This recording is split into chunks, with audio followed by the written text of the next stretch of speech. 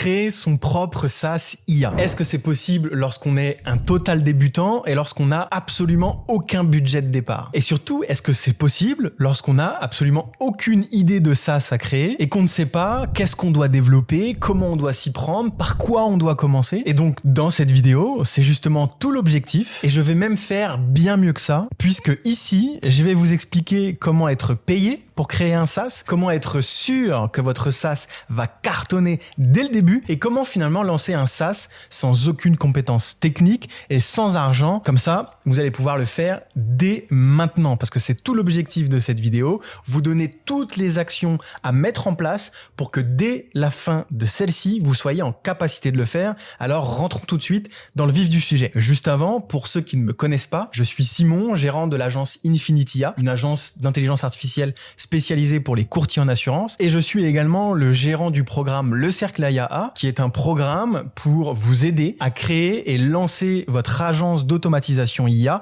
et générer vos 3000 € par mois en moins de 120 jours. Et ce programme-là, il s'adresse à des salariés qui souhaitent s'extraire de leur situation et enfin devenir libres et indépendants, et il s'adresse également à ceux qui ont déjà une agence IA et qui souhaitent enfin générer du chiffre d'affaires ou potentiellement la scaler. Donc, cette fois-ci, rentrons dans le vif du sujet et je vais vous expliquer vraiment toutes les étapes, les unes après les autres. Petit rappel pour ceux qui ne le savent pas, qu'est-ce qu'un SaaS? Un SaaS, Software as a Service, ça consiste à développer une application en ligne qui résout un problème bien spécifique pour des utilisateurs. Des SaaS, vous en connaissez tous, il y a Canva qui est très connu, il y a Gmail, donc la boîte mail de Google, et je dois vous faire un petit rappel d'une règle que j'ai apprise avec le temps et qui a été confirmée par un de mes élèves, parce que la méthode que je vais vous raconter ici, elle a tout particulièrement bien fonctionné pour un de mes élèves et je vous montrerai juste après. Je vous expliquerai même ce qu'il a fait. Pour vous donner une première petite règle, vous devez comprendre que un logiciel, il y en a tellement des SaaS aujourd'hui sur le marché que vous devez donc pénétrer le marché avec un seul problème à résoudre. Exactement comme l'ont fait les 4 logiciels que vous voyez à l'écran. Peut-être que vous en connaissez plusieurs à l'intérieur, notamment Zoom et Notion. Mais par exemple, HelpScout, qui est un logiciel, une plateforme de multicanal, de support multicanal. Aujourd'hui, ils font plein de choses, mais à la base, c'était juste un produit qui était là pour centraliser les boîtes mail. Et avec le temps et les retours clients, ils ont fait des ajustements et ils ont ajouté des tickets, des automatisations, etc., etc. Il y a également Notion qui est à la base juste un logiciel pour faire de la prise de notes. Et aujourd'hui, avec le temps, les ajustements, ils ont ajouté des calendriers, des Kanban. Ils ont même ajouté de l'IA aujourd'hui. Mais à la base, c'est juste un logiciel de prise de notes. Zoom, pareil. On peut juste de base faire de la visioconférence. Puis aujourd'hui, il y a des tableaux interactifs. On peut enregistrer des écrans. Mais ils ont évolué avec le temps. Ils sont pas arrivés avec toutes ces fonctionnalités dès le début. Pareil pour HubSpot, que tu connais très certainement, qui est un logiciel, un CRM. On peut juste faire du suivi client lorsqu'il sort. Et aujourd'hui, il y a des fiches clients, il y a du tracking, il y a des automatisations, il y a des rapports. Donc la première règle, c'est de régler un seul petit problème au début. Ok, ça vous permettra de pénétrer le marché. C'est ce que j'ai analysé avec le temps et c'est des techniques de base de marketing. Donc, la stratégie étape par étape, c'est celle-ci, je vais te l'expliquer. La première chose, c'est lancer rapidement un service IA. Pour lancer un service IA rapidement et ensuite le transformer en SaaS, et c'est donc la suite de la méthode, la seule chose que tu dois faire, c'est trouver un problème à résoudre. Pour trouver un problème à résoudre, il faut s'adresser à quelqu'un. Et donc ici, pour l'exemple, on va utiliser les agences de com. J'utilise les agences de com parce que c'est un marché qui marche plutôt bien, c'est une niche qui marche plutôt bien, et c'est d'ailleurs une automatisation de manière exceptionnelle que j'ai développée pour quelqu'un qui me connaissait des réseaux sociaux et donc qui va répondre au problème que je vais te donner en exemple. Ce problème-là, c'est que cette agence-là de communication, elle galérait à bien suivre les résultats de leurs clients. C'est-à-dire que les agences de com qui s'occupent des réseaux sociaux, elles font un réel le lundi sur Instagram pour leurs clients, on va prendre les restaurateurs. Elles font un réel le lundi pour un événement qui a eu lieu dans le restaurant. Elles font un réel le mardi pour un nouveau menu sur la carte. Et ça tous les jours, tous les mois, pendant des années. Et en fait, ce qu'elles font, ces agences là, c'est qu'une fois par semaine ou une fois par mois ou de manière bimensuelle, elles vont envoyer un rapport au client pour que le client soit au courant de comment fonctionne la stratégie. Elles vont lui dire, OK, cette semaine, on a posté 6 réels, il y a eu tant de likes, il y a eu tant de vues, il y a eu tant de commentaires, il y a eu tant d'engagements, ça a généré tant de réservations au restaurant. Et en fait, elles doivent le faire à la main. Donc, c'est très long, très pénible, très douloureux pour eux d'aller voir réel numéro 1, combien il y a eu de vues, combien il y a eu de likes, je dois le mettre dans un tableau Excel. Reprendre toutes les données qui ont été générées par le réel, les mettre dans un tableau et après faire un mail pour l'envoyer au client final et lui dire, salut Christian, du restaurant à Bordeaux. Voici les rapports de cette semaine. Donc, une fois qu'on a une cible, un problème à résoudre, il va falloir développer un système IA assez rapidement avec des outils no-code et des outils IA qui sont déjà existants. Donc, c'est des outils qui sont très faciles à manipuler. Exemple Make, ChatGPT, ManyChat, ok? Dans la méthode, et d'ailleurs, je vais te mettre une vidéo dans le coin juste en haut à gauche ou juste en haut à droite pour t'expliquer juste cette première étape que tu vois ici. Juste cette première étape qui est de lancer un produit IA, un service IA rapidement.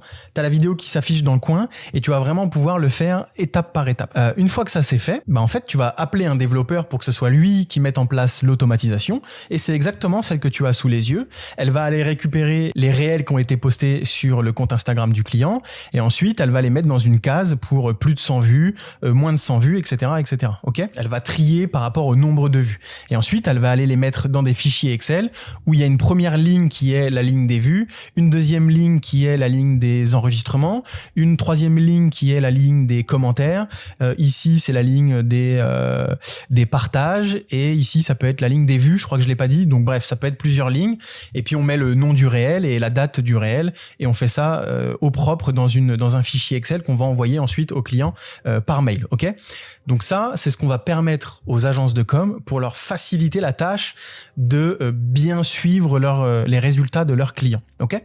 Une fois que ça c'est fait et que tu as mis en place une automatisation pour un problème que tu as identifié pour une cible en particulier, tu vas vendre cette automatisation. Tu vas la vendre à plusieurs clients, cette automatisation. Et comment tu vas t'y prendre ? Tu vas créer du contenu sur LinkedIn. Tu vas créer du contenu pour dire vous galérez à suivre les résultats des réels que vous proposez à vos clients, j'ai une solution pour vous. Vous avez du mal à suivre vos résultats clients, voici une IA qui pourrait vous aider. Bref, tu fais du contenu sur LinkedIn. Pareil, j'ai d'autres vidéos qui en parlent si tu veux aller les voir. Mais tu crées du contenu histoire de commencer à attirer des gens et voir si ça intéresse. Et tu vas contacter des gens également par DM, par mail, par téléphone. Et tu vas dire « Salut, j'ai développé ça sert à ça. Le but, c'est qu'on résoudre tel problème. J'en ai fait une vidéo, j'en ai fait une maquette, j'en ai fait un PDF, j'en ai fait un guide. Est-ce que tu veux que je te l'envoie ?» Et donc, en fait, là, après avoir trouvé une cible, un problème et commencé à vendre, tu vas pouvoir vendre ta première automatisation. Le but, c'est que tu vas identifier, une fois que tu as fait tout ça, tu as vendu plusieurs automatisations, identifier le besoin majeur et la fonctionnalité principale qui est vraiment game changer pour le client à qui tu l'as vendu. C'est-à-dire que tu as obtenu 10 clients jusqu'à maintenant avec ces 2 premières étapes. Tu as obtenu 10 clients et avec ces 10 clients, tu vas discuter régulièrement. Et tu vas lui dire, est-ce que le produit vous convient ? Est-ce que vous voudriez rajouter quelque chose ? Est-ce que vous exploitez l'automatisation à 100% ? Et selon ses réponses, peut-être que lui, finalement, il s'en fout de la partie engagement. Il en a rien à foutre de l'engagement, enfin pas de l'engagement, enregistrement, pardon. Vous savez, sur les réels Instagram, on peut enregistrer. Peut-être que lui, cette stat, il s'en fiche, il la donne jamais à ses clients, ou peut-être que lui, il s'en fiche, j'en sais rien, des likes. Il sait que les likes, ça n'a pas une grande importance, que le plus important, c'est les partages et les enregistrements, justement.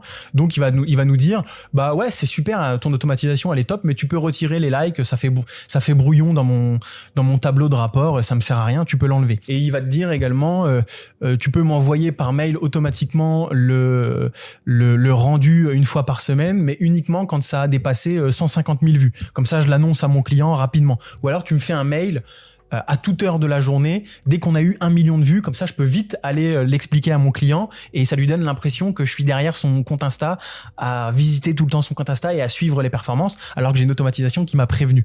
Donc il va te donner des insights, des choses à améliorer, des choses à ajuster, à supprimer, à ajouter et donc toi tu vas justement pouvoir ajuster le produit pour les points qui ont été majoritairement identifiés. Donc t'as 10 clients qui t'ont dit « moi je veux plus les likes ». Donc, t'enlèves les likes et t'as ajusté ton produit. Ou il y en a 7 qui t'ont dit, moi, j'aimerais bien qu'il y ait les tendances. Par exemple, il te dit, moi, ce serait cool que sur un mois, tu analyses tous les réels qui ont bien marché, qui ont eu plus de 100 000 vues et que tu me donnes, du coup, les tendances pour le prochain mois. Qu'est-ce que je devrais faire comme réel? Peut-être qu'il va te dire ça. Et donc, ce que tu vas faire, c'est que maintenant que t'as récupéré les besoins majeurs et les fonctionnalités principales, tu vas passer à l'étape d'encore après. Et cette fois-ci, tu vas créer ton propre SaaS en no-code. Encore une fois, c'est un freelance qui va le faire. C'est pas forcément toi. Encore que avec les outils no-code comme Bubble ou comme Airtable, bah, c'est des choses que tu peux faire très facilement. Et donc, ce que tu vas faire, c'est que tu vas ajuster et améliorer le produit existant avec les feedbacks que tu viens de récupérer. Donc, tu vas prendre le même produit et tu vas venir le standardiser. Je vais te montrer ce que ça donne juste après. Et en fait, ce que ça veut dire, c'est que tu vas juste ajouter une interface de gestion personnalisée et adapter potentiellement ton workflow. Adapter ton workflow, ça veut juste dire supprimer une case, tu vois, enlever ça par exemple, enlever les vues, etc. C'est ce qu'on disait juste avant. Donc, tu vas ajuster ton produit et ajouter une interface. Pourquoi ?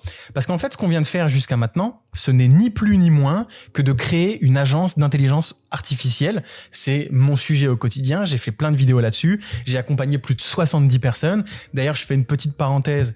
Juste en dessous dans la description, tu peux prendre une session IA totalement offerte avec moi. Le but, c'est que je puisse t'offrir un plan d'action et que je puisse répondre à toutes tes questions sur comment créer une agence IA. Donc, c'est dans le lien en description. C'est totalement gratuit. Ne t'inquiète pas, on est là pour discuter et j'insiste bien sur le discuter. Je continue. Le fait de créer une agence IA, c'est utiliser des outils comme Make en no-code qui permettent de faire des automatisations, ok ? Et une fois que ça c'est fait, qu'il y a déjà des outils qui marchent un peu dans les coulisses, en background, quoi, sans que le client n'ait jamais rien vu, bah ce que tu vas faire pour productiser, pour standardiser ton produit, c'est que tu vas juste ajouter une interface devant l'automatisation que tu as créée. L'automatisation que tu as créée sur Make, le client il l'a jamais vu. Ça a été fait sur un logiciel, t'en es pas propriétaire, mais ça marche. Quand même, ça fournit des résultats, ça envoie un mail automatique, ça envoie un fichier Excel pour le rapport de tes clients, ça fait tout ça.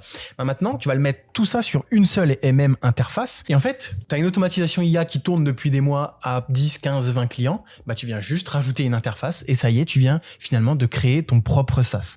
Je continue à t'expliquer pour que tu comprennes un petit peu la gamberge. Une fois que ça c'est fait, que tu as eu ton client, que tu as eu un problème à résoudre, que tu as créé une première automatisation avec Make en mode bidouillage. Je dis en mode bidouillage pour que tu comprennes. C'est pas du tout du bidouillage, ça fonctionne très très bien et tu peux juste vendre des services d'automatisation comme ça. Mais disons que l'étape d'après, et c'est pour ça que selon moi, la IAA, c'est la meilleure opportunité parce que step 1, tu prends des outils qui existent déjà. Hop, excuse-moi, il y a eu un petit bug sur la mind map. D'ailleurs, petite parenthèse, cette mind map, vous pouvez la récupérer en description dans mon groupe privé. C'est gratuit, c'est pareil, vous venez dans le groupe privé et vous récupérez la mind map.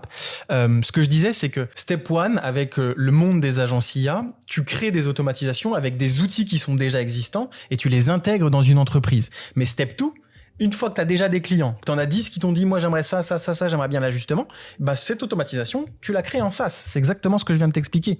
Et donc juste après, une fois que tu as déjà tes 15 clients à qui tu as résolu des problèmes et que tu as déjà commencé la transformation de ton automatisation IA avec Make vers un outil no-code, un SaaS no-code, et bah tu vas juste transformer tes clients sur le SaaS. C'est-à-dire que tu vas les appeler et leur annoncer à tous tes clients existants que tu as amélioré drastiquement le produit, que tu as même baissé le prix parce que tu vas pouvoir faire que de l'abonnement et le balancer à tout le monde. Maintenant, c'est standardisé, c'est eux qui s'en occupent, toi, tu n'as plus besoin d'être derrière tout ça, à part faire les mises à jour, etc., forcément.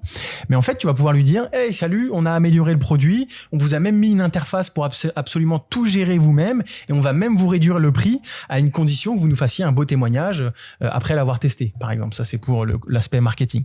Mais ce que je veux dire par là, encore une fois, je me répète, je paraphrase, on a un client à qui on a résolu un problème, on lui a fait une automatisation via Make, cette automatisation, on met une interface, ça y est, on a un SaaS, on va rappeler ce client qui est déjà client chez nous, on va lui dire, au fait, j'ai amélioré le produit, il est encore plus beau, il est encore plus facile à utiliser et tu as même accès en temps réel. Et ça y est, tu as transformé ton client sur une automatisation classique en un client sur ton SaaS. Et en fait, ce que tu viens de faire ici, c'est de créer un MVP, un Minimum Viable Product, donc un produit tout simple, avec juste les fonctionnalités principales et avec le temps, tu pourras aller le transformer en un vrai SaaS, en vrai gros SaaS, avec des nouveaux feedbacks, en enlevant les bugs que tu as analysés, en passant du no-code à du vrai code grâce à l'argent que tu auras récolté jusqu'à maintenant. Et donc, après, tu vas pouvoir bombarder en marketing.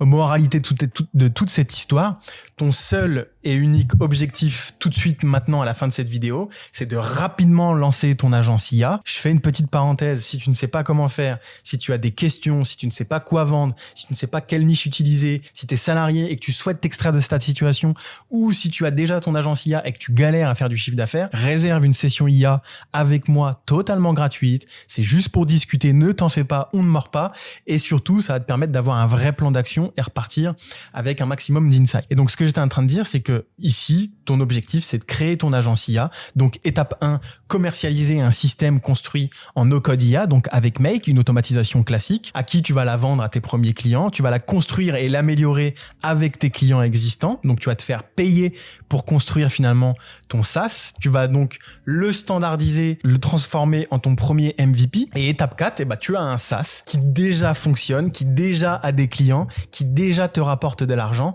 dès le jour de sa sortie. Et pour faire tout ça, et juste avant, je vais te montrer les exemples de Baptiste, qui est un de mes élèves à moi, qui avait commencé par une automatisation totalement classique, et avec le temps, il a transformé ses automatisations en un réel SaaS, et donc il a fait au tout début des lancements en disant à ses clients, vous êtes déjà client, je vous mets directement sur le SaaS dès qu'il va sortir. Donc il avait fait 5 préventes qu'il a mis à 95 € par mois. Le SaaS, il est créé et c'est réglé, il a plus rien à faire, et maintenant il a des paiements validés tous les mois de 95 € par mois. Il a standardisé son produit, il peut l'envoyer à 10 000 personnes comme à 100 000 personnes, ça lui prendra pas une minute de plus, il aura pas besoin de reconstruire une automatisation. Mais pour en arriver au même endroit que Baptiste et créer un SaaS totalement gratuitement, sans argent, sans compétences et sans avoir besoin de coder, il faut juste lancer son agence IA. Et je te le répète, pour que toi tu puisses le faire très facilement, tu as cette vidéo que je t'ai mis en haut à droite de l'écran, en haut à gauche ou en haut à droite de l'écran.